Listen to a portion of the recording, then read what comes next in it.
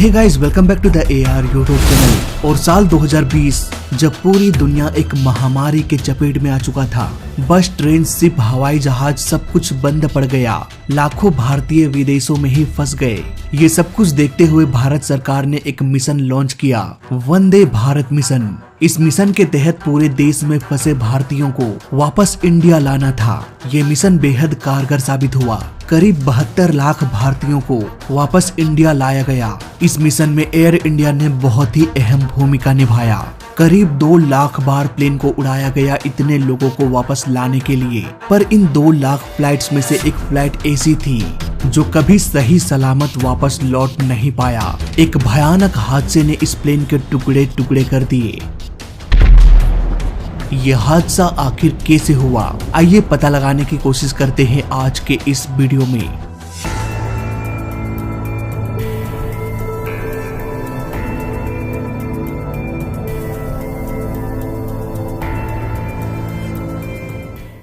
सात अगस्त 2020 Calicut international airport, Kozhikode, Kerala. Air India express flight 1344 का एक विमान कैलिकट से दुबई इंटरनेशनल एयरपोर्ट के लिए उड़ान भरने वाला था। इस प्लेन को 59 वर्षीय कैप्टन दीपक उड़ा रहे थे। इनके पास 10,000 फ्लाइट आवर का एक्सपीरियंस था। वहीं 32 वर्षीय फर्स्ट ऑफिसर अखिलेश कुमार थे। इनके पास 6,600 फ्लाइट आवर का एक्सपीरियंस था। कैप्टन पहले भी कैलिकट एयरपोर्ट में 27 बार प्लेन को लैंड करा चुके थे। फ्लाइट 1344 के इंस्पेक्शन के बाद धीरे धीरे प्लेन टेक ऑफ कर गया।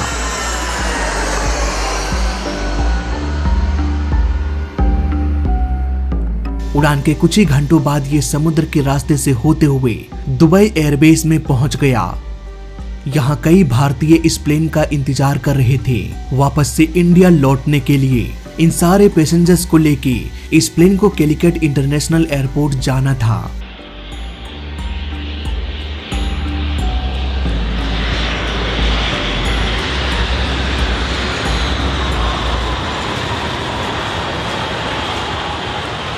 प्लेन दुबई इंटरनेशनल एयरपोर्ट में लैंड कर गया।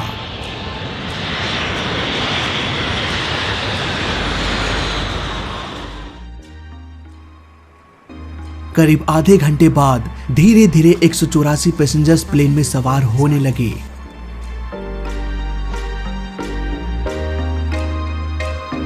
खाने पीने का सामान लोड किया जाने लगा। तभी एयर इंडिया के पायलट्स ने यह देखा कि कैलिकट एयरपोर्ट में लगातार बारिश हो रही है। तेजी से मौसम खराब होती जा रही है। जून जुलाई के भीषण गर्मी के बाद केरल में हालत इस कदर बदल गया कि कई दिनों से यहाँ के लोगों को खराब मौसम और बाढ़ का सामना करना पड़ रहा था। नॉर्मली जब एक प्लेन ऐसे एयरपोर्ट से उड़ान भरते हैं जहाँ मौसम बेहद खराब हो तो प्लेन में एक्स्ट्रा फ्यूल डाल दिया जाता है, क्योंकि क्या पता अगर एक बार में प्लेन सही से लैंडिंग ना कर पाए, उसे गो अराउंड करने की जरूरत पड़ जाए या फिर किसी दूसरे शहर के दूसरे एयरपोर्ट में जाने की नौबत पड़ जाए। ऐसे में एक्स्ट्रा फ्यूल की जरूरत पड़ती है। इसलिए एयर इंडिया में भी एक्स्ट्रा फ्यूल डाला गया। ATC ने रनवे 30 से प्लेन को टेक ऑफ कराने का परमिशन दे दिया। धीरे धीरे ये प्लेन टैक्सिंग करते हुए रनवे 30 पर पहुंच गया। शाम के करीब 4:20 में ये प्लेन उड़ान भरा। कुछ घंटे उड़ान भरने के बाद ये कैलिकट इंटरनेशनल एयरपोर्ट पहुंच गया। इस एयरपोर्ट में सिर्फ एक ही रनवे है जिसकी लंबाई 9,383 फीट है। इसके रनवे का नंबर 10 और 28 है। इस रनवे के दोनों ही छोर में गहरी खाई है। इस तरह के रनवे को टेबल टॉप रनवे कहा जाता है। एयर इंडिया अपने समय के अनुसार शाम के 7 बजे तक कैलिकट पहुंच गया। तेज तूफान और खराब मौसम की वजह से पायलट्स को आगे कुछ भी दिखाई नहीं दे रहा था। विजिबिलिटी बेहद कम थी। ATC ने रनवे 10 पर लैंड करने का परमिशन दे दिया। तभी कैप्टन ने यह नोटिस किया कि प्लेन का एक विंड स्क्रीन वाइपर काम नहीं कर रहा। वाइपर के काम ना करने की वजह से विंड स्क्रीन में पानी जमा हो रहा था, जिससे विजिबिलिटी और भी खराब होती जा रही थी। कैप्टन को यहाँ पर किसी दूसरे एयरपोर्ट में चले जाना चाहिए था, लेकिन उन्होंने लैंडिंग को जारी रखा। इसी दौरान एक बहुत बड़ी समस्या हो गई। प्लेन का एल्टीट्यूड थोड़ा अधिक था, इसलिए कैप्टन ने यह डिसीजन लिया कि हमें लैंडिंग को रोकना पड़ेगा। फाइनली उन्होंने ATC से कहा कि हमें लैंडिंग करने में प्रॉब्लम हो रही है, इसलिए हम गो अराउंड करने जा रहे हैं। अब ATC ने कहा कि ठीक है, आप घूम के आओ। और रनवे के दूसरे साइड से यानी कि रनवे 28 पर लैंड कर जाइए। अब धीरे धीरे प्लेन सिटी का चक्कर लगाकर वापस रनवे की ओर आने लगा। अब धीरे धीरे विजिबिलिटी बहुत खराब होने लगी। ऐसे खराब मौसम में प्लेन को सही सलामत लैंड कराने के लिए प्लेन में ILS यानी कि इंस्ट्रूमेंट लैंडिंग सिस्टम होता है। एयर इंडिया का ये प्लेन ILS लैंडिंग की तैयारी करने लगा। धीरे धीरे ये प्लेन नीचे आता गया। 2000 फीट, 1000 फीट, 500 फीट ये प्लेन नीचे तो आ गया, लेकिन ये अब भी रनवे से काफी ऊपर था। अंधेरी रात और खराब मौसम में ये प्लेन लगभग रनवे के बीचों बीच लैंड किया। ऐसे में पर्याप्त रनवे नहीं मिल सका इस प्लेन को रोकने के लिए। इसके बाद ये सीधे रनवे के बाहर सब कुछ तोड़ते हुए खाई में जा गिरा। पास के गांव के निवासी तुरंत पैसेंजर्स को बचाने के लिए निकल गए।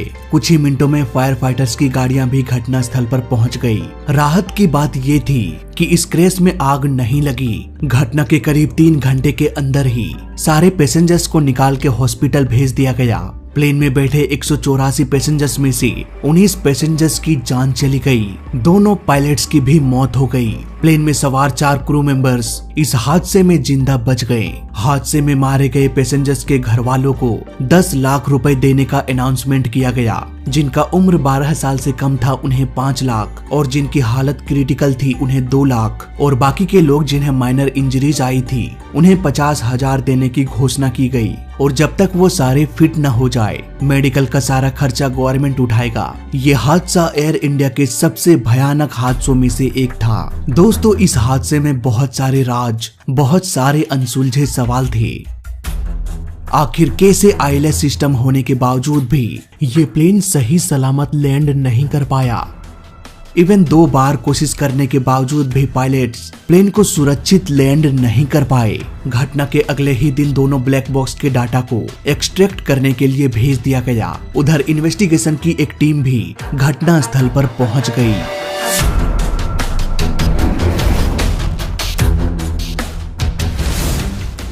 कई हिस्सों में टूटा हुआ प्लेन का मलबा बहुत कुछ बयान कर रहा था।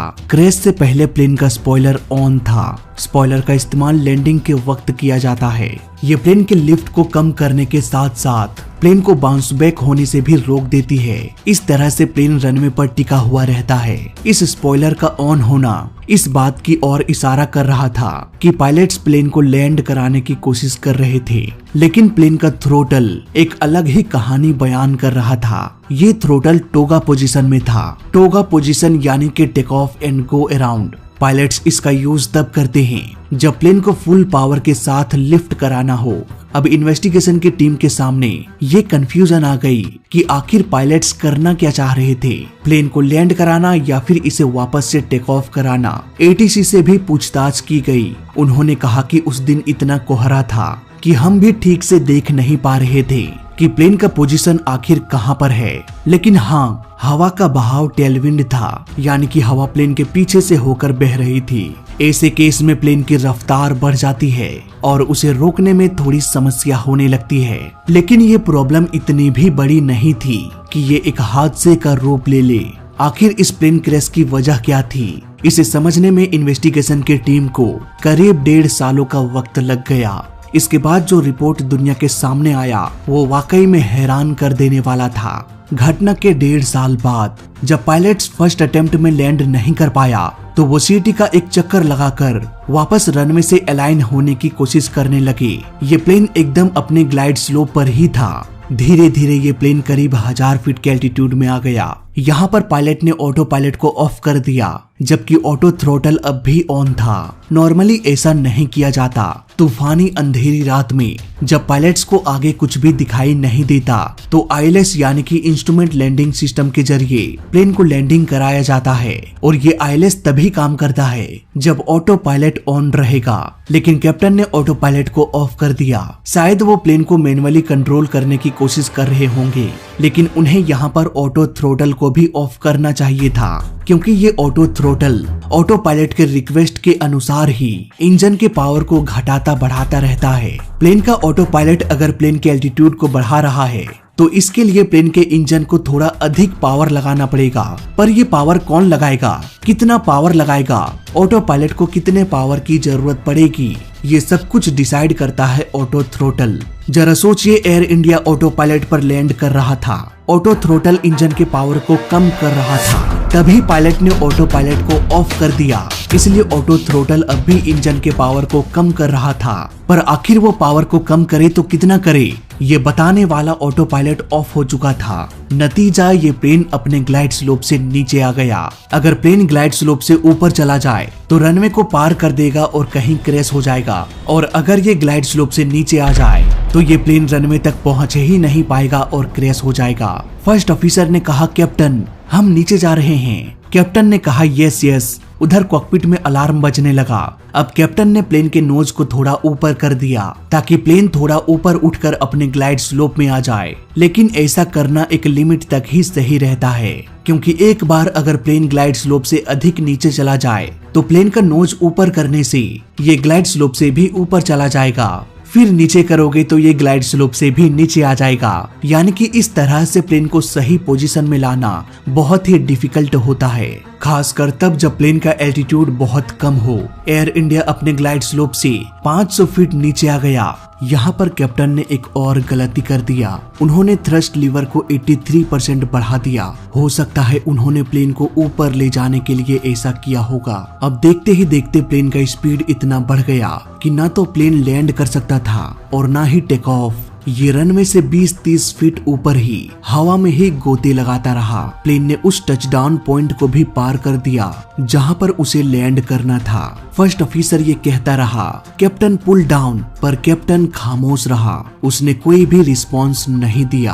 अब ये प्लेन रनवे के इतने आगे निकल गया कि फर्स्ट ऑफिसर साफ साफ रनवे के आखिरी छोर को देख पाने लगे। उसी छोर के उस पार खाई थी। उन्हें जल्द ही ये एहसास हो गया कि प्लेन अब लैंड नहीं कर पाएगा। इसलिए फिर से फर्स्ट ऑफिसर ने कहा, कैप्टन गो अराउंड। कैप्टन ने इस बार भी कोई जवाब नहीं दिया। ये प्लेन टचडाउन पॉइंट से करीब 4438 फीट दूर जाकर लैंड किया। अब यहाँ पर मैक्सिमम ब्रेक का इस्तेमाल किया गया।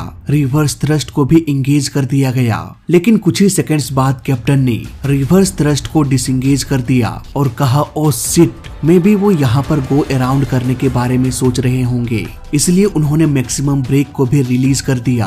अब ब्रेक्स डिसंगेज हो जाने की वजह से प्लेन का स्पीड एक बार फिर से बढ़ने लगा। लेकिन प्लेन को एक बार फिर से हवा में उड़ाने के लिए इंजन के पावर को बढ़ाना चाहिए था, पर कैप्टन ने ऐसा नहीं किया। उन्होंने इंजन के थ्रस्ट को नहीं बढ़ाया और एक बार फिर से रिवर्स थ्रस्ट को अप्लाई कर दिया। इसके तुरंत बाद फिर से मैक्सिमम ब्रेक का इस्तेमाल किया गया। मे बी कैप्टन को लगा होगा कि प्लेन उतने स्पीड को गेन नहीं कर पाएगा कि ये वापस से हवा में उठ सके। शायद इसीलिए उन्होंने फिर से ब्रेक्स को अप्लाई कर दिया। शायद वो काफी पैनिक हो चुके थे। उन्हें ये समझ में नहीं आ रहा था कि ऐसे सिचुएशन में आखिर करे तो क्या करे। ब्रेक्स रीअप्लाई करने के 7 सेकंड्स बाद ही ये प्लेन खाई में गिरकर क्रैश हो गया। कैप्टन इतने इररिस्पॉन्सिबल तरीके से प्लेन को कंट्रोल क्यों कर रहे थे, इसका पता लगाने के लिए उनके बैग की तलाशी ली गई। यहाँ पर non aviation anti diabetic drugs मिला। अब ये नॉन एविएशन ड्रग्स क्या है? दोस्तों, पायलट्स को अगर खाना भी खिलाया जाता है तो एयरलाइन कंपनी बहुत ही सोच समझकर दोनों पायलट्स को खाना खिलाते हैं। जैसे कि दोनों पायलट्स एक समय पर खाना नहीं खा सकते, एक ही खाना दोनों पायलट नहीं खा सकते। ऐसा इसलिए क्योंकि अगर खाने में कुछ हुआ तो दोनों के दोनों पायलट्स गए काम से।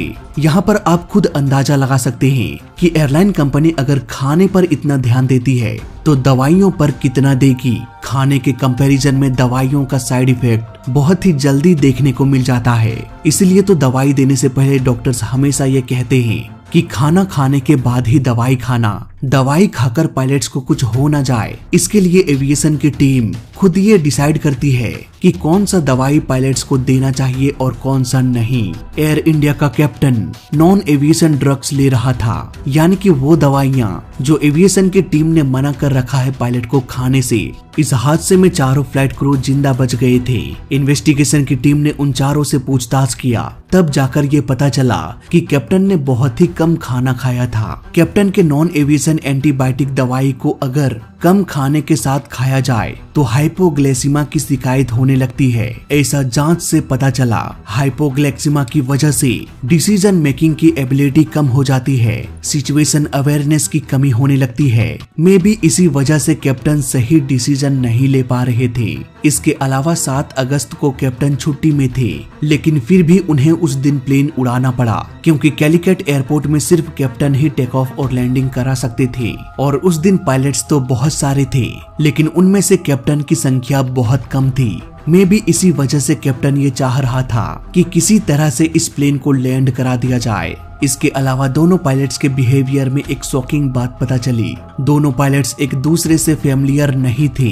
कैप्टन हमेशा तेज आवाज में को पायलट से बात कर रहे थे, वहीं को पायलट दबे आवाज में डर डर के बात कर रहे थे। कैप्टन के गलती करने पर जब फर्स्ट ऑफिसर ये कहता कि कैप्टन ये गलत है तो कैप्टन इरिटेट होने लगता। शायद उन्हें ये लग रहा होगा कि ये को पायलट मुझे सिखा रहा है। कैप्टन के बिहेवियर में एक एटीट्यूड की भावना नोटिस किया गया। यही वजह है कि फर्स्ट ऑफिसर कई बार चुपचाप रहा, इवन कैप्टन गलत डिसीजन ही क्यों ना ले ले। फर्स्ट ऑफिसर खुद को इस काबिल नहीं समझ रहा था कि वो कैप्टन के खिलाफ जाकर कोई डिसीजन ले। ये हादसा बेसिकली एक ऐसा हादसा था जिसे कभी होना ही नहीं चाहिए था। कई लोग टेबल टॉप रनवे की बात करते हैं कि अगर रनवे के दोनों तरफ खाई है तो ऐसे एयरपोर्ट्स को बंद क्यों नहीं कर दिया जाता, या फिर कम से कम खराब मौसम में इन एयरपोर्ट्स को बंद कर देना चाहिए। दोस्तों, यहाँ पर आपका कहना सही है। अगर एयर इंडिया का ये विमान कैलिकट एयरपोर्ट के बजाय दिल्ली के इंटरनेशनल एयरपोर्ट में लैंड करता तो मे बी ये हादसा टल जाता। तो क्या करे, ऐसे हादसों को रोकने के लिए सारे टेबल टॉप रनवे को बंद कर दे? दोस्तों, यहाँ पर मेरा जवाब है नहीं। यहाँ पर खतरा टेबल टॉप रनवे से नहीं है, खतरा गलती करने से है। सपोज अगर रनवे की लंबाई 13,000 फीट है और पायलट कोई गलती कर देता है, वो अपने ग्लाइड स्लोप से ऊपर चला जाता है, तो ये प्लेन 1,000 या 2,000, चलो मान लेते हैं 3,000 फीट आगे जाकर लैंड किया, तब भी इस प्लेन को रोकने के लिए इतना लंबा रनवे होगा कि ये प्लेन आराम से रुक जाएगा और 1,000-2,000 फीट रनवे बच भी जाएगा। चाहे प्लेन का ब्रेक फेल हो जाए, चाहे रिवर्स थ्रस्ट काम करना बंद कर दे, तब भी कोई प्रॉब्लम नहीं होगा क्योंकि रनवे बहुत लंबा है। मैंने पहले भी कहा है कि पायलट के 1000 गलतियों को एक लंबा रनवे माफ कर सकता है, लेकिन अगर इन 1000 गलतियों में से एक भी गलती अगर शॉर्ट रनवे में हो जाए, टेबल टॉप रनवे में हो जाए, तो वो एक गलती प्लेन को क्रैश करा सकता है। इसलिए प्रॉब्लम एयरपोर्ट्स में नहीं होता, बल्कि प्रॉब्लम गलती करने से होती है। अगर किसी भी तरह की गलती ना हो तो चाहे वो कैलिकट इंटरनेशनल एयरपोर्ट हो या फिर इंदिरा गांधी इंटरनेशनल एयरपोर्ट,